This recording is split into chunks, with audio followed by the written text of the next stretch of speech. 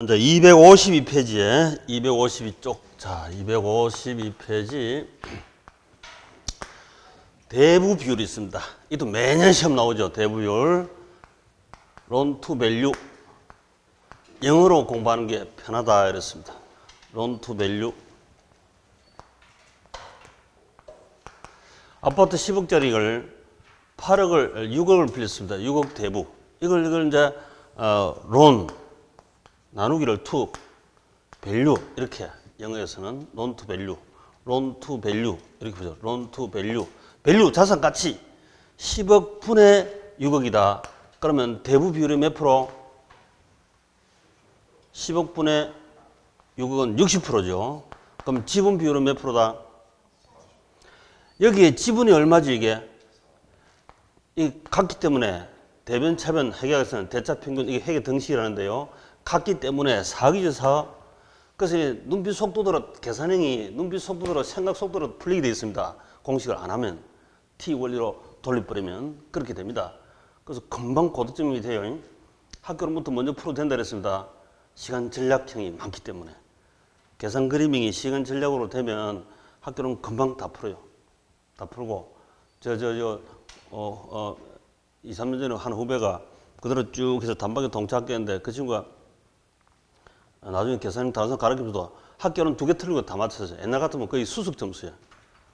그래 나온 이유가 그걸 공식으로 하나도 못 풀어요. 어쩌다가 제일 쉬운 거 한두 문제 건드리고 그 엄청 이어가지고 나머지 다 틀려야 되니까 그럴 필요가 없지. 다 맞출 수 있다니까. 자 그러면 지분 비율은 40%지 얘기죠. 40%. 당연하지. 2개 합치면 100%니까 100% 즉 1이니까 100% 1이지. 그 다음에 이제 부채 비율 이렇게 묻는다고. 부채 비율. 부채 비율은 4억분의 부채. 이게 부채 비율이죠. 4분의 6. 부채 비율은 몇 프로다? 4분의 6은 1.5이고 1.5가 150%죠. 150%.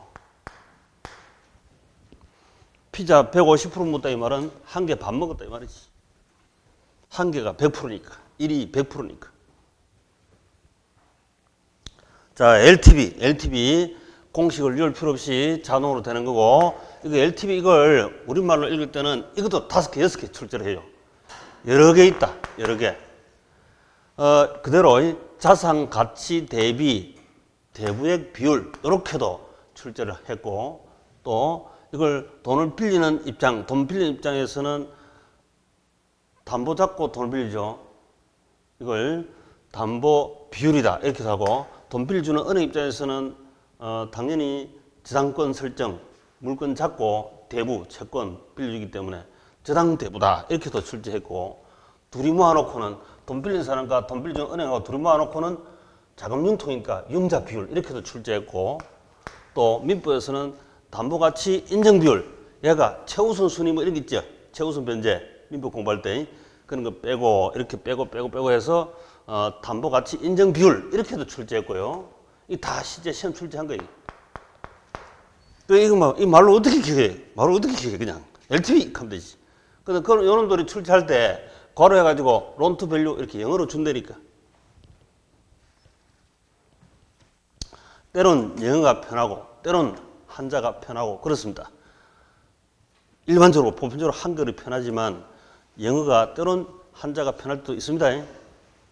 당연하지. 자, 그 다음에 우측에 부채 감당률. 요놈도 매년 출제합니다. 부채 감당률. 자, 부채 감당률은 금방 제 T한 걸 다시 한번 들고 오면 하여튼 동계산은 이 속에 다 있으니까 그대로 쓰시면 됩니다. 자, 가유순 세세. 가능 총소득이 얼마였다? 유효 총소득은 4억, 순영업소득 3억, 세전, 세후 그대로 이거 5바퀴, 10바퀴 돌릴 시간이 반드시 흐름을 알고 있으면 만사오케이 다 풀립니다. 감정평가론 가도 그저 그냥 넘어가 버려요. 하나도 열 필요 없이. 가유순세세. 부채 감당률은 순영업소득 3억 벌어가. 이 제일 중요한 도래였습니다.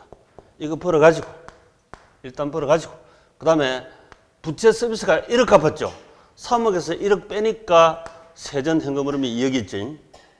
그럼 이게 이제 원리금 갚은 부채 서비스, 부채 서비스. 맞습니까? 부채 서비스. 지난주 다 했죠.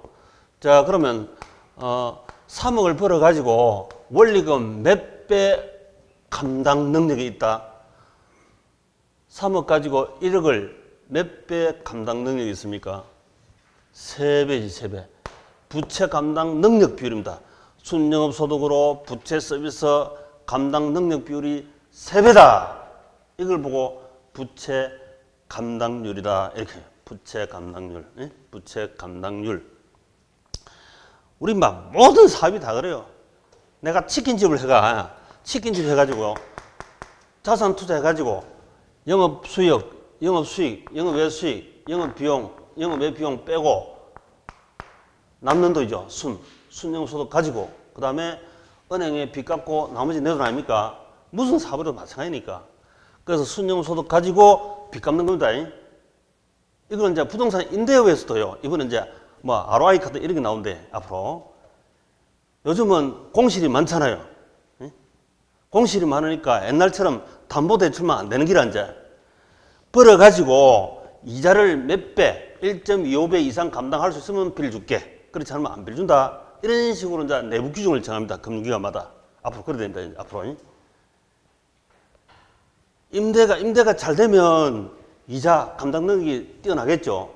근데 임대 잘 안 되면 이 감당 능력이 떨어지면 돈 안 빌려줘요. 그래서 이자를 몇 배 감당하느냐 이것도 기준들이 들어옵니다. 앞으로. 이미 내부 규정에 들어와 있고.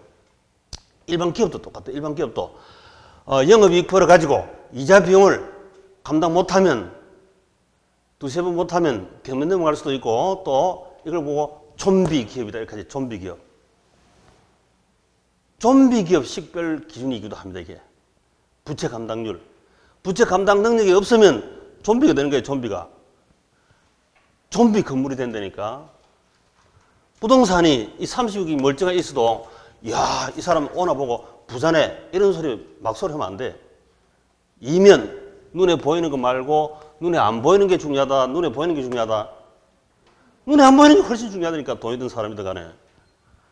그래서 눈에 안 보이는 이면에 이 금융관계 이거 보니까 이거 갖고 이거 감당도 못해요. 그럼 자본 잠식 이미 다 돼 있고. 그럼 이게 좀비 건물이지. 이해가시죠? 그 판단 식별하기도 한다. 이거 3억이 아니고 만약에 3천만 원 같으면 왜 되겠어? 3천만 원 밖에 안 되면 1억 감당이 전혀 안 되잖아요. 불감당이제. 일보다 훨씬 적습니다. 불감당이니까 이때는 전혀 부채 서비스 감당 능력이 없다. 이렇게 한다고요. 은행에서 돈 안 빌려줘. 그럼 이 기업이 경매 넘어가거나 공매 넘어가거나 스톱되겠지. 그래서 3억 가지고 1억을 3배 또는 300% 부채 감당 능력이 있다. 이거는 능력이 클수록 좋다, 적을수록 좋다. 능력 비율이니까 클수록 좋지. 이게 적을수록 좋다. 틀린 거 찍으세요. 이렇게 해서 출제하니까 주의됩니다. 그렇죠. 우리 회장님처럼. 이 능력 클수록 좋지. 그런 힌트만 잡아가시면 그게 다야. 자, 됐고요. 그 다음, 근데 채무 불이익률 있죠. 채무 불이익률. 요놈은 좀 어려운 공식인데 시험은 잘 안 나오지만 이게 한 번씩 슬쩍 오디션에 들어갑니다. 자, 이것도 쉽다. 여기서 우리 4억을 유효총소득 4억 벌어가지고 1억 영업 경비를 내고 그 다음에 부채 서비스를 내고 그러면 세전 2억이 나오죠. 4억에서 1억 빼고 1억 빼면 2억이 남잖아. 그죠? 근데 이제 영업 경비 속에 지난주 우리 공부했지만 유지 관리비, 그 다음에 세금 공과, 또 뭐죠?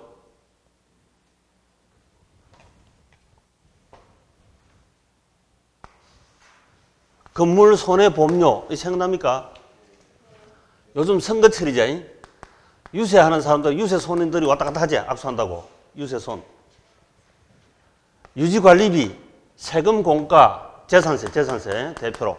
그 다음에 건물 손해보험료, 토지는 손해보험 가입 대상이 아닙니다. 이랬습니다. 건물 손해보험료. 이런 것은 내가 부동산 임대업을 하면 필수 불가결로 들어가는 돈들이에요. 이건 영업비용으로 빼줘야 됩니다. 그래야 순영업소득이 나오지. 근데 만약에 유지관리비를 못 준다.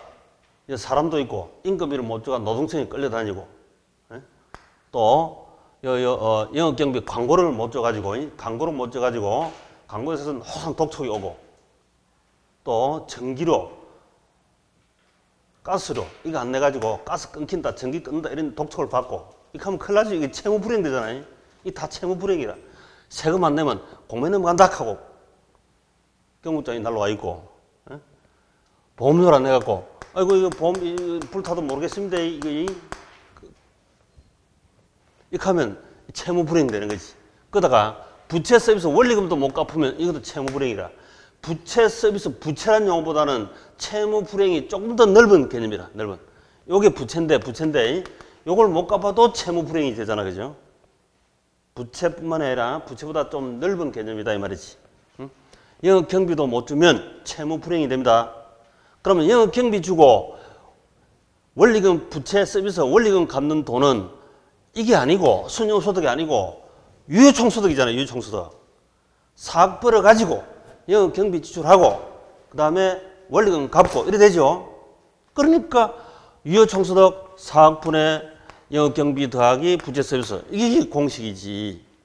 이거는 0.5 이거 반이죠. 반. 이거는 적을수록 좋죠. 적다 이 말은 채무 불행률은 높을수록 불행한 겁니다. 불행률은 높을수록 좋다, 낮을수록 좋다. 불행한 거는, 나쁜 거는 낮을수록 좋지. 아까 부채 감당 능력 비율은 감당 능력이 높을수록 좋은 거지. 그죠? 높을수록 좋다. 그거 가지고도 시험 나와요. 응? 그래서 순영소득 하면 안 되고 유효총소득 가지고 요놈 영업경비 갖고 원리금 갖기 때문에 못 갚으면 채무 불행하게 됩니다. 불행률이 높아집니다. 자, 다음 페이지 큐. 재무 비율과 성수에 관한 설명 중 옳은 거, 맞는 거 1. 종합자본환원율과 역수. 자, 종합자본환원율은 엄마다 아빠다? 엄마. 어머니다. 어머니. 자, 엄마 돈, 이 돈. 아버지 돈은 오른쪽 돈, 이 돈이죠. 자, 이거 엄마 돈이니까 순영소득에 종합자본환원율 역수. 엄마 무구나무 씌우면 가유순 세세에서 순소득 성수다. 맞는 말이지. 엄마 말이 맞대. 그 다음에 2번 부채 감당률이 1보다 작으면 이 부채 감당 능력 비율은 이 능력이니까 비율이 높을수록 좋지. 높을수록 좋은 건데 1보다 작으면 원리금 지불 능력이 충분하다고 판단한다가 아니라 불충분해서 좀비 빌딩으로 바뀔 가능성이 큽니다. 틀렸지. 그 다음에 3번 총자산 회전율은 자, 총자산 회전율은 아까 가유순 세세에서 어디다 어디? 오른쪽 돈입니까? 왼쪽 돈입니까? 이 돈이지, 이 돈. 왼쪽 중에서 이 돈. 가유순. 이게 총자산 회전율 아닙니까, 이게? 그 위치만 알면 되지, 그냥. 그러면, 총자산에 대한의 아들. 대한이란 말로 하면 뒤 나온 게 분자라 이랬습니다, 분자. 분자가 영업소득입니까? 총소득입니까? 총소득. 가능총소득, 유효총소득, 총소득이죠. 틀렸잖아. 그 다음에 4번 대부 비율이 높을수록 투자의 레버리지 효과가 작아진다. 부채가 많을수록 받침목, 지렛목이 밑으로 내려오기 때문에 이거 아시죠? 자, 지렛대 효과가 1번, 2번 어디가 자기 자본 진폭 효과가 더 크다? 1번, 2번. 어디가 부채가 많은 겁니까? 2번이. 자, T로 쓰면, 그러니까 지렛대는 이게 지렛목 효과인데, 이 눌리면 얘가 힘을 더 많이 받죠? 그죠? 조그만 힘으로 큰 걸, 무거운 걸, 얘는 반대로 적지. 2번이 부채가 많고 1번은 부채가 적잖아. 그죠? 부채가 적지.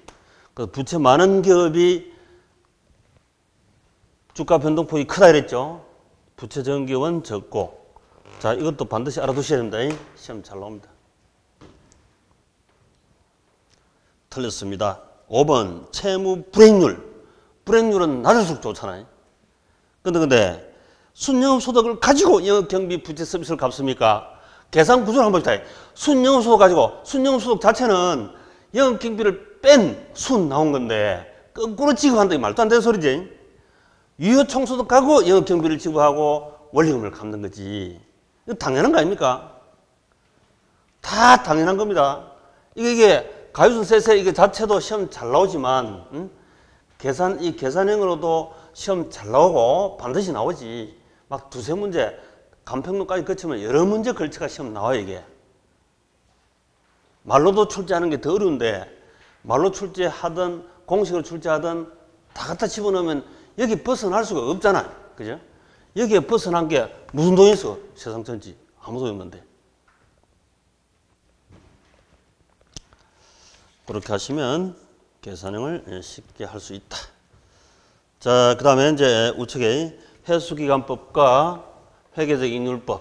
제가 희죽, 허허 이렇게 해서 이거는 화폐시장 같이 할인하지 않는 방법이라. 이자 요소를 고려하지 않는 방법. 자, 전부 우리 이미 말씀드렸죠. 자, 다음 페이지. 손익분기점 분석. BP, 브레이크 이븐 포인트. 손익분기점에서 중요한 것은 저 밑에 고정영업비용과 변동영업비용 분해. 이걸 할 수 있어야 한다. 고정영업비, 변동영업비. 공유주에서 사무실을 오픈하면 투자하게 되면 월세 100만 원 주고 됐습니다. 월세는 고정비다, 변동비다. 고정비. 내가 매출액이 많으나 적으나 고정적으로 줘야 하니까. 고정영업비. 딜러에 대한 보수는 변동비다, 고정비다. 그렇죠. 딜러 보수가 딜러가 큰 건 하면 많이 줘야 되고 작은 건 하면 적게 주면 되고 변동하지 변동. 딜러 보수는. 월세는 고정비다 이렇게. 그 분해하는 게 우리 시험 2번 나왔다 그랬죠. 하시고 나중에 계산형도 한번 나는데 계산형은 지금 미리 하면 또 괜히 썩음하니까 다음에 합시다. 자, 우측에 부동산 금융론 들었다. 자, 부동산 금융.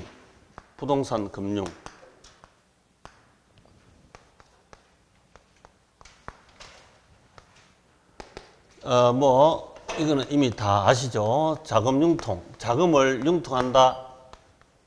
자금 융통한다. 돈 좀 융통하자. 이런 일상의 대화도 많이 하지. 자금융통. 자금융통. 신뢰성이 높으면 자금융통이 잘 된다, 안 된다? 신용, 신뢰. 이게 중요한 거죠. 그래서 원래 신뢰를 가지고 거래하면 더 잘 됩니다. 단골 손님도 생기고. 어디라도 마찬가지죠. 그래서 항상 사람 만나서 신뢰를 쌓도록 하는 게 제일 중요합니다. 기획부동산 꾼들은 한 해 먹고 날아가야 되죠. 그치? 그렇게 살아도 뭐 간단히 사는 것보다는 행복하게 사는 게 좋을까요? 조금 덜 벌어도. 어디라도 다 마찬가지지. 자, 여기서 자금융통에는 크게 2가지 논리가 있다 이랬습니다. 시장 논리가 있고, 금융시장 논리가 있고, 금융시장일 때는 우리 1금융, 2금융, 3금융 이런 걸 보고 금융산업이라 합니다. 금융산업. 그죠? 금융산업. 은행권역, 1금융, 제2금융 이런 게 있잖아요. 사채시장. 그 다음에 금융기관 하는 게 있죠. 금융기관. 금융기관일 때는 금융정책 논리다 이랬습니다. 금융정책 논리. 금융정책. 특히 우리 금융정책 둘 다 금융시장과 금융정책 이 둘 다 흐름을 이 논리를 가지고 살짝 이해를 할 수 있는 겁니다. 자, 이해를 하면 되는데 금융정책 중에서 이제 내 돈 1억, 2억 빌려 가지고 3억짜리 아파트 삽니다. 이때 3억짜리 담보 대출 은행에 가는데 여기서 은행보다도 은행권 가면 일반 금융시장 논리인데 우리가 중산층 이상은 은행권에 갑니다. 근데 내가 생애 최초 주택을 사거나 무주택자로서 주택을 사거나 전세 자금을 빌릴 때는 어디로 가야 됩니까? 하우징 파이낸스 한국주택금융사 가야 되죠.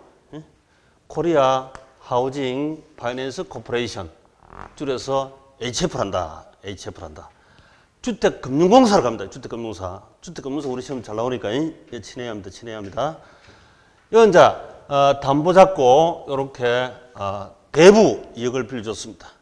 그래서 집 없는 사람이 첫집 집 샀다. 또는 생애 최초 집을 샀다. 또는 전세 자금을 빌리기도 한다. 한국주택금융공사. 그래서 이제 모기지 이론 이걸 알면 우리 금융론이 우리 학교론의 금융론이 거의 80%가 이해됐다. 이렇게 하면 돼요. 이것만 이해돼도 모기지 이론 이론만 이해돼도 거의 80%가 이해된 거라니까. 거짓말 같죠. 자, 그럼 동그라미 1번 봅시다. 동그라미 1번. 부동산 금융이란 이게 아파트 3억짜리지. 부동산이지. 요게 부동산이고 요게 금융이죠. 부동산 금융이란 일정한 자금을 확보하여 2억. 무주택 서민가. 자, 무주택 서민은 집 사는 사람이죠. 이걸 수요금융이다. 이렇게 하는 수요금융. 집 사는 사람. 수요금융. 그 다음에 주택 건설업자. 1수부터 1000수까지 이리 빌리고, 그 다음에 기업. 건설회사한테, 기업한테 돈을 빌려준다. 기업한테 1조 원 자기 지분이고 2조 원 금융 빌려가지고 3조 원 포트폴리오 투자해서 아파트를 건축 공급한대. 그럼 공급금융이겠죠. 공급. 건설회사는 기업금융은 공급금융이고 이 가정에는 아파트 사는 수요금융이다. 이렇게 양쪽 다 금융 공급을 당연히 하는 거지. 이렇게 주택 건설업자에게 공급자에게 장기저리 이 별표 장기저리 장기 이 2억을 빌려줄 때 서민들에게 무주택 서민에게 2억을 빌려줄 때 만약에 단기간 갚아라 하면 3년 만에 2년 만에 5년 만에 안 되죠. 그래서 10년, 15년, 20년, 30년 다 장기입니다. 그것도 우리 시험 나왔습니다. 10년 이상 이게 장기지. 뭐 3년, 5년, 7년 이거 하면 틀립니다. 장기간 갚아야지. 그리고 저리 원래 금융시장 논리라면 장기간 빌리면 이자가 높아요. 위험이 높기 때문에. 단기간 빌리면 위험이 좀 낮기 때문에 이자가 낮습니다. 그 장기 고리고 단기 저리가 원칙인데 금융시장 논리라면 그건 중산층 이상 자기들끼리 빌리고 할 때는 그래야 되고 서민, 무주택 서민이 집 살 때는 그렇게 하면 단기도 안 되고 장기지만 고리 빌리면 못 갚잖아요. 그래서 금융 정책 논리로 장기 저리 대출합니다. 장기 저리. 그게 원래 주택금융공사에서 정책금융 여기서 하는 거죠. 장기 저리. 자, 요 장기 저리 이렇게 해서 태어난 겁니다. 장기 저리 대출해 줌으로써 주택의 공급을 건설회사한테 확대하는 한편 주택 구입 수요를 용이하게 하는 특수금융, 금융정책 논리다. 금융시장 논리입니까? 금융정책 논리입니까? 장기 저리가 금융정책 논리죠. 네. 그리고 이제 요 한국주택금융사 번가견자 또 출제 많이 될 앞으로 하우징, 주택, 도시, 어번, 거런티, 보증공사라는 게 있습니다. 작년에도 사실 뭐 주택, 도시, 기금 이렇게 해서 출제를 했습니다. 그 기금을 가지고 활용하거든. 그 기금법 따라서 2015년도 설립한 HUG 이렇게 약자로 많이 씁니다. 앞으로 출제가 계속 유력시 됩니다. 왜냐하면 여기서 보증을 많이 해요. 보증. 주택을 사고 파는데 위험한 게 많잖아요. 가령 예를 들어서 우리 민법에서도 공부하셨겠지만 갑소유 주택이라. 원래 갑소유 주택인데 이걸 을이 위조로 해가지고 등기 위조로 해가지고 병한테 팔아못 붙어. 그러면 갑은 어대부죠. 갑이 권리 주장할 수 있는 게 뭐다? 병한테 집 뺏어 올 수 있다 없다? 있죠, 그지? 있지. 공부 많이 하시네. 뺏어 올 수 있잖아, 그지? 등기 원인 무효이니까 무효지 무효. 유효 무효 크게 이렇게 식분하는 것도 중요한데 미국에서는 무효라. 뺏어오면 돼. 그러면 이 병이라는 사람이 무주택자가 처음으로 저렇게 이 은행에서 이익 빌리가 자기도 이렇게 보태가지고 3억짜리 집을 떡 샀더니 이 모양이라 이게. 중간에 위조한 사람한테 잘못 산 거야. 이런 건이 대한민국에 한 1년에 이 소유권 이전되는 게 한 7, 8만 건 중에 200건 가까이 생겨 있습니다. 200건. 그럼 이 사람은 자기 돈 3억 전부 다 날린 게 아니라 은행 돈 빚도 2억이 남잖아요. 그럼 산다 못 산다? 죽는 거예요 이게. 이런 게 1년에 한 200건씩 생기면 생사람 잡잖아 이게. 우리나라 이 등기 시스템이 잘못된 거지. 등기 시스템 국가 잘못으로 개인이 죽는다니까. 그래서 이런 걸 없애려고 우리나라 등기는 공신력이 있다 없다? 공신력이 없죠. 공신력. 이것 때문에 사기를 워낙 많이 친단 말이에요. 공신력이 없는 바람에. 공시력은 있지만 너 거이겠다라고 추정력이 있지만 너 거라고 믿고 공적으로 믿고 그대로 그래 못합니다. 이런 사건을 당하니까. 이 사건 당하면 뺏긴다니까. 그러면 뭐 내가 번 돈 날린 거 이거 저희 빚도 2억 나오면 완전히 사람 죽을 파이지. 이런 게 한 200건 생기면 어마어마하잖아요. 그 사람 생사람 잡는 거지. 국가 시스템 잘못으로 개인이 사지에 몰린다고. 이걸 이제 막기 위해서 이렇게 생길 수밖에 없는 게 공신력이 없는 것이 전 세계 식민지 국가가 이런 형식이 생깁니다. 식민지 나라가. 왜 그러냐면 옛날 우리 일본 놈들이 도망가고 나서 그 일본 도망가면서 매매 계약가 내가 샀다라고 등기 형식을 갖춰가 등기소가 등기해서 자기 앞으로 등기해달래. 그러면 등기 담당 공무원이 해줄 수밖에 없잖아. 당신 거 아닌 것 같은데 매수했다고 계약서를 형식을 갖춰 다 들어왔어요. 그럼 좋다. 당신 앞으로 일단 기록을 해둘게. 나중에 당신이 아닐 수도 있다. 그래서 이제 등기는 해주고 공신력이 없다라고 나중에 100% 자기 거라고 할 수가 없잖아요. 실질 심사를 안 했기 때문에. 그래서 전 세계 식민지가 이런 행사에 벌이니까 이런 다친다니까 다쳐. 애매한 서민들이 막 다칩니다. 그래서 이걸 막기 위해서 뭐 여러 가지 어떻게 바꿀까? 앞으로 전 거래한 사람 7, 8만 건 전부 다 한 사람당 예를 들어서 한 7천원, 만 원씩만 넣으면 이런 사람들 보호해 줄 수 있는 기라. 보험료처럼. 근데 그거는 민간인이 부담하는 거 아이가? 사는 사람이 만 원 더 내고 이렇게 하면. 그것도 문제가 되고 이가. 그래서 결국에는 이게 지금 한 60년 지나갔습니다. 이미 옛날 등기소, 이런 공신력이 처음 생겨나서 공신력이 없다 하는. 여기서 국가 이 공사에, 기관에서 여기서 보험을 가입해놓고 나면 이런 사고 당하면 여기서 보험금을 지급해요. 위험이 큰 곳에는 보험으로 해지하는 게 좋죠. 방어 전략. 그래서 그 기능도 이게 한다고 이게. 등기에 공신력이 없는 불완전한 이 위험을 여기 가면 전부 다 위험이다. 위험 관리 방법, 위험 분석 방법, 위험 측정 방법, 위험 평가 방법 이놈 얘기만 해요. 리스크가 제일 중요하니까 저런 위험을 해지할 수 있단 말이죠. 하우징, 어번, 도시, 주택, 도시, 개런트, 보증공사, 주택, 도시, 보증공사. 요게 주택, 도시 기금으로부터 2015년도 생겼어요. 보증 많이 합니다. 시험 많이 나올 겁니다, 앞으로.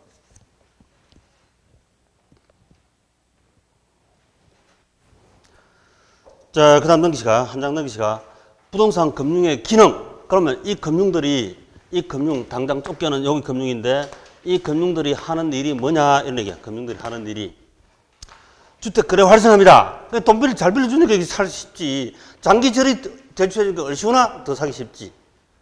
그 다음에 자가주택의 공급 확대합니다. 그렇지. 내 돈 3억 벌어가 살려면 어느 천년에 바로 2억 빌려주니까, 장기절을 빌려주니까 빨리 살 수도 있죠. 그 다음에 저축유도와 주택 자금 조성. 이 저축유도는 우리 청약저축 1순위 청약저축 요걸 최소한 모으는 기능도 하고, 그 다음에 주거 안정, 무주택 서민, 내 집 마련, 전세, 월세 떠드는 것도 힘들다 이 말이지. 그 다음에 부동산 경기 조절이다. 이게 너무 과열 상태가 벌어지면 이게 진정화시키고 너무 침체되면 다시 안정화시켜서 끌어올려야 되죠. 부양시키고 이러다. 안전시키고 부양시키고 이런 기능을 한다. 근데 이거 과열 상태 중에 투기 과열이 나타났죠. 주택 투기 과열 우리 요즘. 그러니까 돈 빌릴 때 이제 담보대출인 LTV 기준만 하는 게 아니고 무슨 기준 한다 했습니까? DSR 기준이 도입됐잖아요. 총 부채, 모든 부채. 이 T가 우리 가게에서 한 가구당 집을 사는데 그러면 우리 가구당 예를 들어서 엄마, 아빠, 아들, 딸 넷이고 살면 그 부채 다 있을 거 아닙니까? 총 부채. 네 부채, 내 부채 전부 다 가져가 다 때려 엎쳐 가지고요. 그 부채 중에서 뭐 엄마는 마이너스 통장, 아빠는 또 자동차 할부, 채무, 리스 채무 이런 것도 있고, 아들은 또 학자금 대출 이런 것도 있고 뭐 등등 있잖아요. 다 때려 엎쳐 가지고 원리금 지급하는 걸 감안해 가지고 대출 될까 말까 이걸 고려하는 거다. 그게 이제 바로 총 DSR 이렇게 돼요. 총 DSR. DSR 데프트 서비스 레시오 부채 서비스 비율인데 총 부채 다 합쳐야 된다 이게. 신용대출뿐만 아니라 리스, 카드 할부 채무 등등등 다 때려 엎치다니까. 그 부채 관리가 중요하게 돼버렸죠. 특히 이제 투기 과열 상태는 이런 걸로 더 맞겠다 이 말이지. 그 다음에 부동산 금융의 원칙 뭐 필요 없다. 자 넘겨버리고요. 넘기시고 넘겨서 지분금융, 부채금융. T에서 1층이 지분이지 2층이 부채다. 그러면 땡. 그러면 1층도 아닌 것이 2층도 아닌 것이 얘는 뭘까? 우리 시험도 나왔죠. 메자닌 금융 이렇게 한다 했잖아. 메자닌 금융 이태리 용어인데 이태리 용어를 영어 발음 그대로 쓰는 겁니다. 메자닌 금융 이건 중간층이다. 1층도 아닌 것이 2층도 아닌 것이 중간층 다락방처럼 생긴 이런 금융도 있다니까. 이 금융이 우리 시험 나왔습니다만은 신주 이수구 사채, 전환 사채 이거 말고도 여러 가지 예가 있습니다. 사채인데 사채는 부채다 부채. 근데 신주 발행할 때 인수할 수 있는 권리 옵션이 있고 또 신주로 사채를 가 있는 것보다 주식으로 전환하는 게 좋겠다 싶으면 주식으로 전환권 할 수 있는 옵션이 있습니다. 그래서 양다리 걸쳐 있죠. 양다리 걸쳐 있는 이런 것을 보고 메자닌 금융 이런 게 있다. 자, 이거는 뭐 정상적으로 우리 뒤에 다 챕터를 하고 나면 자동으로 그냥 정상으로 다 정리됩니다. 미리 이어갈 소재는 하나도 없습니다. 그 다음에 저 밑에 이제 LTV 했고, 우측에 DTI. 이제 DTI보다는 DSR 이걸로 정리하는 게 좋다 그랬죠. DSR. 총. 기본적 스타트 출발은 뭐 마찬가지니까 DTI 그 문제는 일단 풀어봅시다. DTI 문제. 자, DTI. Q.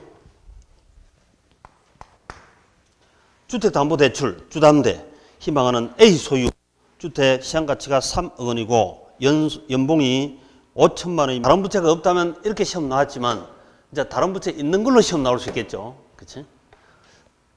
A가 받을 수 있는 최대 대출 다는 금액 얼마냐? LTV 기준은 간단합니다. LTV. 자산이 얼마다? 3억. LTV가 몇 프로? 60%까지 빌려준다. 그러면 LTV 기준 할 때 부채는 얼마까지 빌릴 수 있다? 3, 6, 18, 1억 8천까지 빌릴 수 있다 이 말이죠. 1억 2천 너 돈 있으면 돼. 이렇게 됩니다. 그지? LTV 기준은 그대로 하면 되니까 아무도 아니고. 그 다음에 DTI 기준. 자, DTI. 이걸 항상 먼저 구해야 된다. 이걸 시험 풀 때는. 자, 인컴, 연봉, 인컴 중에서 뎁트. 1년에 부채 서비스라. 우리 앞에서 투자론 공부할 때 1년에 갚는 원리금 합계 알죠? 부채 서비스. 여기 부채 서비스입니다. 부채 서비스. 자, 그러면 지금 연봉이 얼마다? 5천만 원 했죠. DTI는 몇 프로? 40%입니까? 최대한 40%까지 빌려줄 수 있대. 그 이하로. 그러면 5, 4, 20, 2천만 원이지.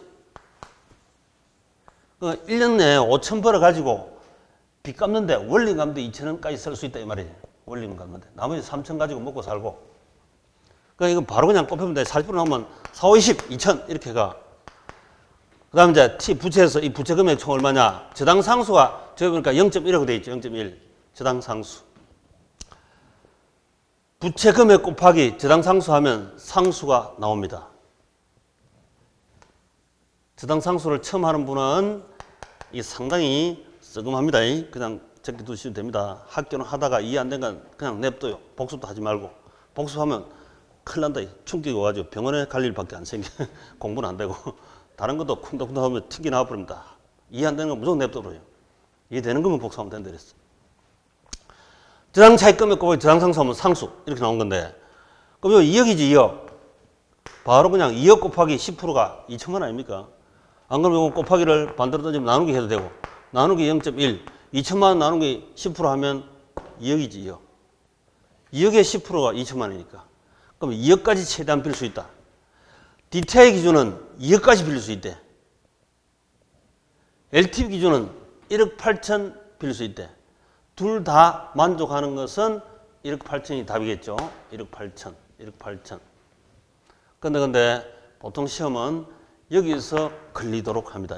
여기서. 가령 예를 들어서 이 LTV가 70% 같으면 3, 7, 21, 2억 천까지 빌릴 수 있죠. DTI 기준하면 2억밖에 못 빌리잖아요. 그럼 둘 다 만족하는 것은 2억이 답이다. 이렇게 찾겠지. 일반적으로 이렇게 출제를 합니다. 그래서 먼저 선 DTI를 구하고 LTV는 눈길만 주면 돼. 3, 7, 21, 3, 6, 18 이렇게 하면 되니까. 그래서 이것도 당연히 빨리 푸신 분은 가만히 쳐다보면서 약 한 10초가 채 안 걸릴 겁니다. 10초 만에 풀어야 된다. 10초 만에. 처음에는 읽는데 5분. 공식 뭘 들이대야 하는지 그거 찾는데 한 10분. 그래도 답이 안 나오지. 그런데 숙달되면 10초 만에 바로 답이 나오고 저 문장을 다 읽는 것이 아니라 그냥 3억 시장가치 줄 것 버리고 연봉 5천 그 줄 것 버리고 그 다음 그 밑에 비율 바로 DTI가 40%면 5천만 곱하기 40% 5, 40, 2천만이죠. 2천만. 저당상수가 0.1이니까 2억. 근데 2억이 답이 되려면은 LTV 기준도 만족해야 되는데 LTV는 3억 60%니까 3, 68, 1억 8천밖에 안 되네. 그래서 1억 8천이 답이다. 이렇게. DTI 6초, LTV 4초, 10초 만에 답이 나와요.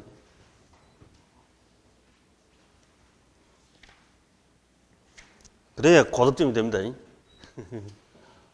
그 10초 만에 답 나오도록 숙달시키면 돼요. 금방 나올 수 있습니다. 자, 됐습니다.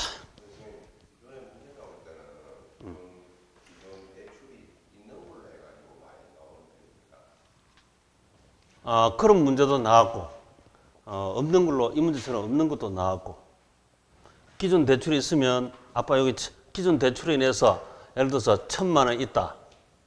그럼 요거는 기존 대출, 기존 주택담보대출 금도 있을 수 있고, 뭐 다른 채무도 있을 수 있잖아요. 그 원리금 받는 게 1,000만 원 있으면 나머지 1,000만 원 밖에 안 되는 게 아니라 1,000만 원.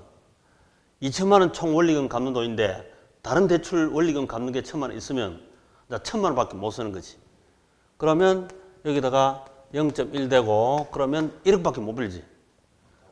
그렇지, 1억. 1억 곱하기 10% 하면 1,000만 원이니까 1억 밖에 못 빌린다. 이제 시험이 요게 나올 차례입니다.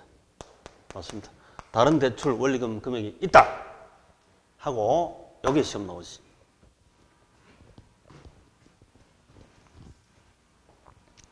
좋습니다.